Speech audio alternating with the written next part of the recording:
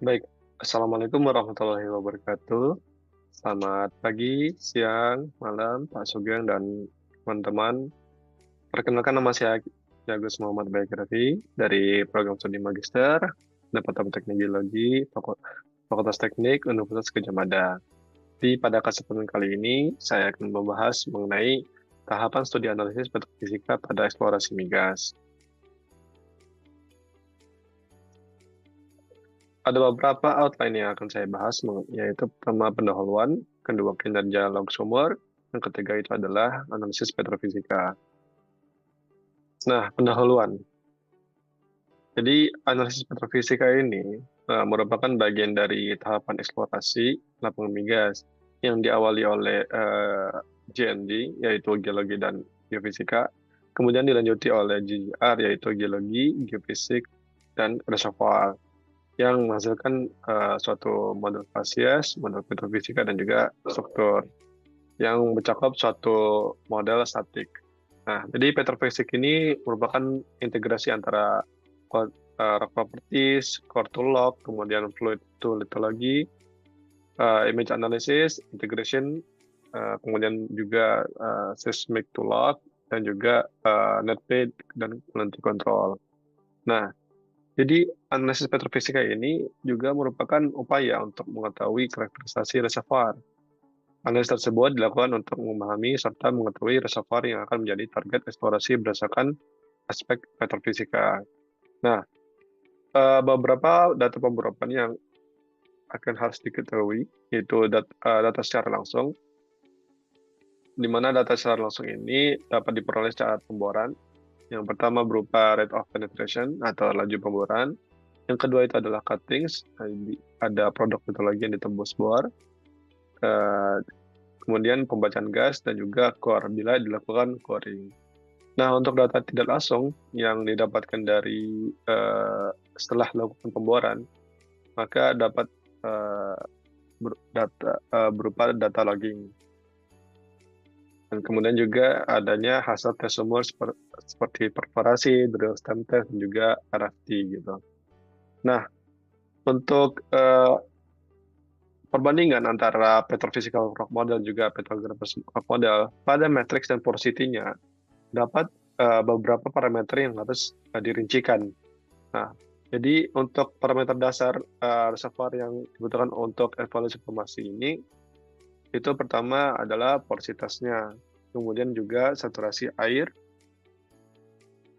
dan permeabilitas, kemudian juga volume survey.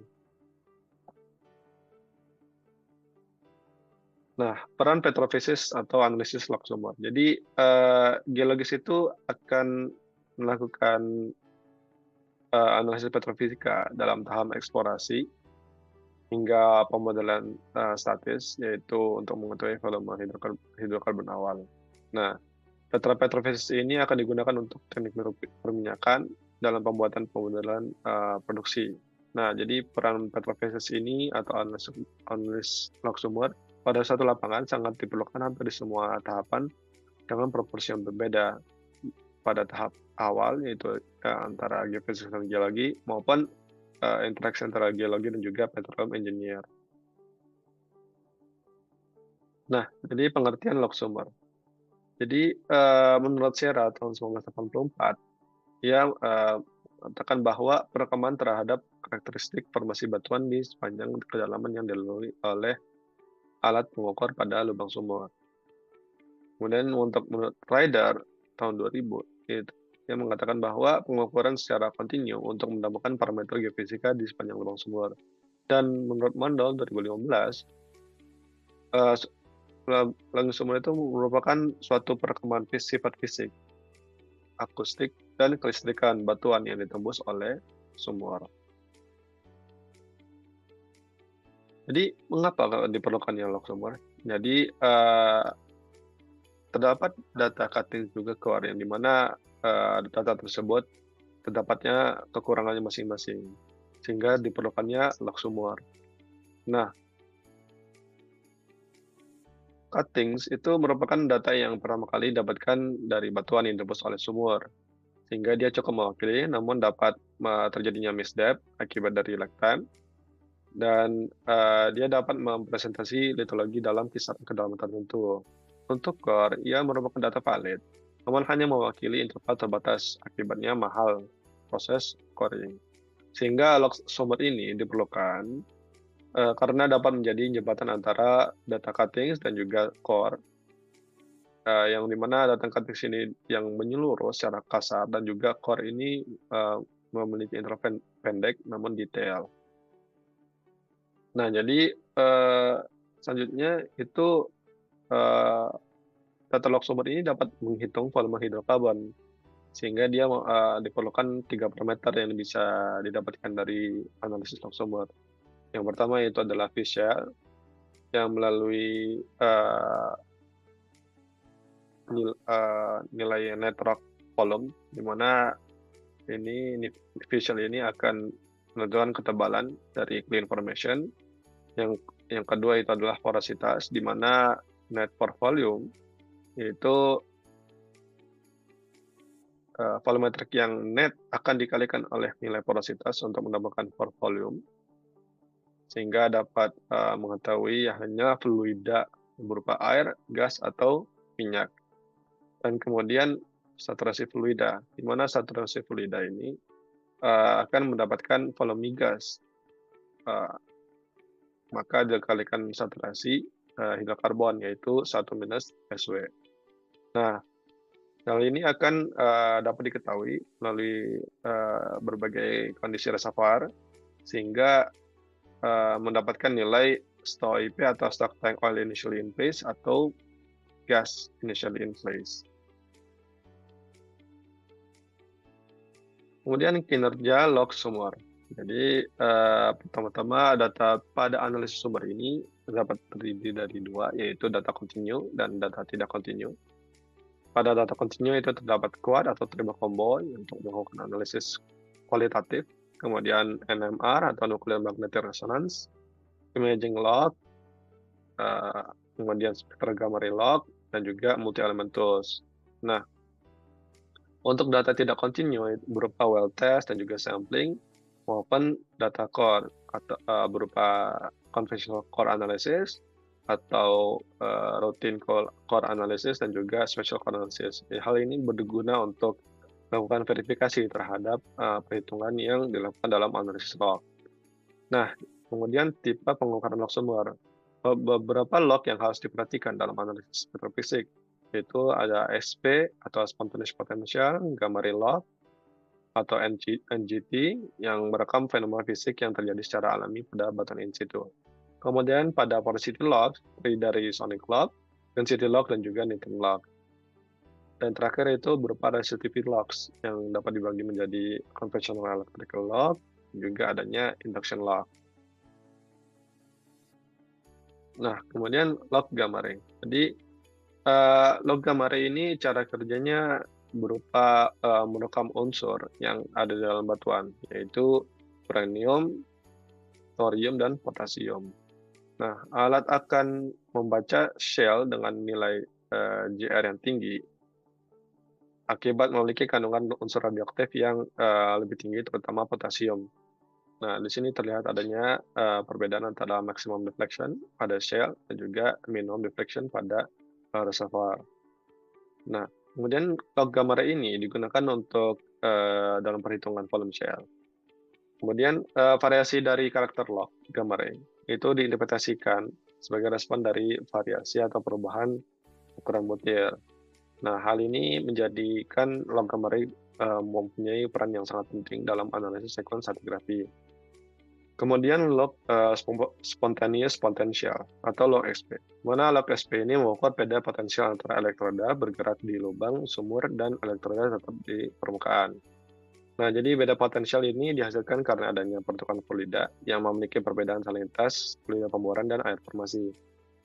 Nah, log SP ini dapat membantu dalam mendeteksi lapisan permeable, yaitu melihat defleksi kurva SP, yaitu defleksi negatif maupun positif. Nah, dengan shell line atau zona shell sebagai acuan, seperti gambar berikut ditunjukkan adanya shell baseline sebagai acuan. Nah, log SP ini juga dapat digunakan dalam perhitungan saturasi air. atau RW dari log spontaneous potential ini. Kemudian log caliper. Log caliper ini merupakan alat logging yang digunakan untuk mengukur diameter dan mengetahui bentuk lubang sumur. Log caliper bersama dengan log GR juga dapat digunakan sebagai indikator zona-zona dengan probabilitas dan porositas yang bagus atau zona sewa karena adanya pembentukan matrix pada zona tersebut. Kemudian log resistivitas. Di log resistivitas ini kegunaannya secara kuantitatif dapat menentukan saturasi fluida berupa formation berupa SW, kemudian embedded zone atau SSO dan hidrokarbonnya. Nah, dengan mengetahui resistivitas air formasi atau RW, material thread, resistivity RXO, dan juga porositas dan temperaturnya. Jadi terdapat beberapa peran dari log resistivitas ini, yaitu pertama mengidentifikasi zona hidrokarbon, kemudian yang kedua itu adalah digunakan dalam perhitungan saturasi air atau RW, kemudian membantu dalam penentuan kontak fluida seperti oil water contact maupun gas water contact, kemudian dalam membantu dalam mengenali litologi dan fasias, berperan sebagai elektropasias. Kemudian log densitas. Jadi log densitas ini merupakan pengukuran kontinu yang merekam log density dari suatu formasi. Pengukuran dilakukan oleh alat logging yang memancarkan sinyal gamma ke dalam formasi. Dan gamma tersebut akan bertabrakan dengan elektron dalam formasi. Nah, jadi formasi yang memiliki high log density akan memiliki nilai elektron yang lebih banyak dibandingkan dengan low log density. Nah, terdapat range nilai pada suatu litologi. Pada clay hingga shell itu memiliki nilai matrix hingga 2,7. Kemudian untuk sandstone itu 2,65. Sehingga nilai shell itu lebih besar dibandingkan dengan sandstone. Nah, jadi kegunaan dari log density ini secara kuantitatif dapat menentukan porositas batuan dengan mengetahui densitas matrix dan juga densitas fluida. Nah, pada analisis log kualitatif, log densitas dapat digunakan untuk mengidentifikasi litologi, dapat terbantu juga dengan adanya log PF. Kemudian log neutron. Log neutron ini merupakan pengukuran yang dilakukan dengan memancarkan neutron ke dalam formasi, sehingga dia akan mendapatkan neutron cepat untuk merekam neutron-neutron yang kembali kepada receiver. Nah, jadi satuan pengukuran pada log neutron disebut dengan istilah neutron porosity units atau desimal, yang sangat berkorelasi dengan hydrogen index dari satu formasi. Oleh karenanya, nilai dari log neutron dapat mengindikasikan kelimpahan hidrogen pada formasi tersebut.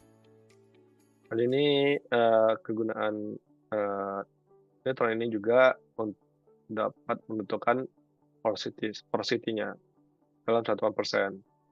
Biasanya untuk pada log ini dia satuannya untuk limestone. Untuk litologi lain ditambah 4%. Kemudian log sonic.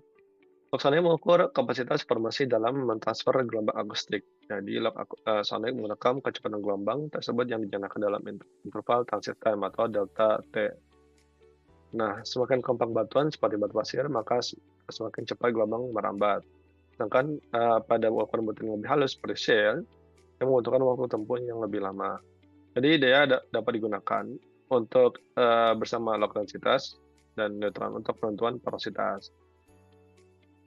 Kemudian log sonic ini juga dapat digunakan dalam kalibrasi data seismik untuk keperluan pengikatan data sumur ke seismik atau well to seismic tie. Selanjutnya berupa analisis petrofisika. Nah, jadi yang pertama kali dilakukan itu secara analisis kualitatif itu untuk mendapatkan triple combo. Nah, jadi triple combo ini kita dapat menggunakan perangkat lunak Interactive Petrophysics 2015. Itu biasanya memasukkan data sumber berupa dengan format LAS yang kemudian mengkalkulasi log, temperature, dan juga dapat mengoutput Travel Combo berdasarkan data sumber yang didapatkan. Nah, hal ini dapat mengetahui zona reservoir, kemudian nilai resistivitas yang tinggi, itu menunjukkan adanya hidrokarbon, dan juga zona yang poros, itu berupa di log gambarnya. Kemudian, eh, interpretasi triple combo log. Nah, log QR ini sangat dapat ditentukan dengan zona shale dan non shale, di mana ada zona reservoir maupun non reservoir. Kemudian untuk log resistitivitas itu dapat mengidentifikasi interval yang mengandung hidrokarbon dan non hidrokarbon. Kemudian kombinasi log densitas dan neutron itu juga dapat digunakan untuk mengidentifikasi zona hidrokarbon. Contohnya pada well test 1 ini didapatkan zona hidrokarbon di zona interval atas ini yang menunjukkan adanya high resistivity, kemudian juga adanya crossover antara log densitas dan neutron. Nah, jadi dengan melihatnya adanya crossover positif pada log densitas dan neutron, yaitu densitas sebelah kiri dan neutron sebelah kanan, itu dapat menjadi indikasi adanya hidrokarbon di zona tersebut. Hal ini dapat divalidasi dengan data resistivitas yang tinggi. Nah, jenis fluida dapat ditentukan dengan melihatnya besarnya crossover, kurva log densitas dan neutron. Setelah dilakukan analisis secara kualitatif, dapat divalidasi dengan data MATLAB berupa informasi metodologi yang didapatkan dari cuttings dan pembacaan gas reading. Nah, dapat divalidasi juga dengan data deskripsi sidewall core atau conventional core, juga dari data tes sumur berupa Dresden test maupun repeated formation tester. Nah, untuk analisis kuantitatif, yang pertama itu melakukan perhitungan volume shale. Nah, jadi perhitungan volume shale ini dengan log GR sebagai single indikator dapat dilakukan dengan persamaan berikut, yaitu gamma ray kurangi gamma ray clean dibagi gamma ray clay minus gamma ray clean. Nah, untuk mendapatkan gamma ray clean dan gamma ray clay itu dapat dilakukan dengan klik dan drag pada log GR untuk mengubah perhitungan Vickley-nya. Terdapat di sini merupakan gamma ray clean yang warna merah, kemudian warna hijau adalah gamma ray clay. Nah, sehingga dapatkan nilai hasil Vickley-nya. Sebagai contoh, parameter clay pada well test 1, gamma ray clay-nya berupa 14, kemudian gamma ray clay-nya berupa 100 dengan GR method linear. Kemudian probabilitas reservoir. Jadi probabilitas itu merupakan ukuran kemudahan fluida dalam mengalir melalui reservoir. Kapasitas produksi reservoir yang diklasifikasikan sebagai probabilitas absolut, kemudian efektif, dan juga relatif. Dapat diukur dari sampel maupun core plot atau dari data produksi. Nah, ini juga bisa dihitung dari log. Kemudian porositas reservoir. Jadi porositas itu merupakan volume pori-pori batuan yang mewakili kapasitas penyimpanan diukur dari sampel atau core atau sidewall core dengan porosimeter. Kemudian juga dapat dihitung dari log seperti log densitas, neutron, dan sonic. Nah, biasanya diperkirakan juga bisa dari sayatan tipis dan nilai porositas efektif yang digunakan pada analisis kuantitatif ini. Namun untuk porositas yang total dapat diketahui terdahulu. Untuk perlu koreksi untuk porositas yang tidak efektif atau terisolasi atau mikroporositas. Untuk sedisi klasik tergantung pada ukuran butir, sortasi bentuk butir, pengemasan, dan pemadatan. Jadi, kemudian untuk karbonat itu dia tergantung pada tekstur mineralogi dan juga proses diagnosis yang terjadi. Nah, untuk perhitungan porositas secara kuantitatif itu dapat didapatkan porositas dari log densitas dengan persamaan berikut, yaitu P density sama dengan matrix densitas matrix dikurangi densitas bolak, yaitu didapatkan dari log. Kemudian dibagi oleh densitas matrix dikurangi densitas fluida. Nah, adapun porositas dari log neutron, mana porositas dari log neutron itu dapat dibaca dari log langsung untuk kasus limestone. Namun untuk litologi lain itu menggunakan nilai porositas neutron log ditambah 4%. Kemudian selanjutnya penentuan resistivitas air formasi atau RW. Jadi nilai penentuan resistivitas air formasi dapat dilakukan dengan quick look dengan persamaannya Archie dan juga wet resistivity. Nah, untuk persamaan yang basic itu digunakan pada log resistivity, terutama pada di log lateral deep atau LLD. Nah, nilai RW itu akan mengubah nilai saturasi atau SW-nya. Nah, kemudian saturasi fluida. Saturasi air berupa SW, saturasi oil atau SO itu dapat digunakan dengan persamaan SO sama dengan 1 minus SW. Nah, dia didapatkan dari perhitungan log, pengukuran dari tes dan produksi, serta estimasi dari data core. Kemudian perhitungan saturasi air atau SW. Jadi persamaan saturasi air ini untuk kasus clean sand itu dapat menggunakan persamaan Archie sebagai berikut. Nah, yang merupakan persamaan dasar untuk perhitungan penentuan nilai SW. Namun untuk kasus selisan, tata reservoir, dan sebagainya, itu dapat menggunakan persamaan Indonesia, Nigeria, Waxman Smith, Water. Dan perhitungan SW ini dapat menggunakan perbandingan antara persamaan lain, seperti perbandingan antara persamaan Archie, Indonesia, Nigeria, Waxman Smith, Water untuk mendapatkan persamaan dengan nilai SW yang paling optimis. Jadi peran SW ini akan menentukan zona interval tertentu yang memiliki fluida bersih hidrokarbon atau air formasi. Kemudian quick look evaluation summary. Yang pertama kali dilakukan itu adalah identify reservoir interval, di mana dari log kamari, kemudian mengidentifikasi zona hidrokarbonnya, kemudian membedakan antara oil dan gas dapat dilakukan dari crossover dari log densitas dan neutron. Kemudian juga mengevaluasi nilai porositas pada air, oil maupun gas. Kemudian juga menghitung nilai RW dari zona air dan juga mengkalkulasi nilai SW dari nilai RW yang didapatkan dari zona air. Nah, berikut merupakan contoh zona reservoir dan pay pada WLTS 1, di mana zona reservoir dan pay dapat ditentukan dengan mengintegrasikan antara parameter proses efektif, atau VA, saturasi air, dan Fischl. Warna hijau merupakan reservoir flag atau zona reservoir, kemudian warna merah itu menunjukkan adanya zona pay. Nah, yang terakhir berupa reservoir pay summary dan cut-offs, yang contohnya pada WLTS 1. Nah, jadi di sini dapat disebut sebagai lumping, yang dapat memudahkan dalam interpretasi dan analisis karakteristik reservoir hidrokarbon.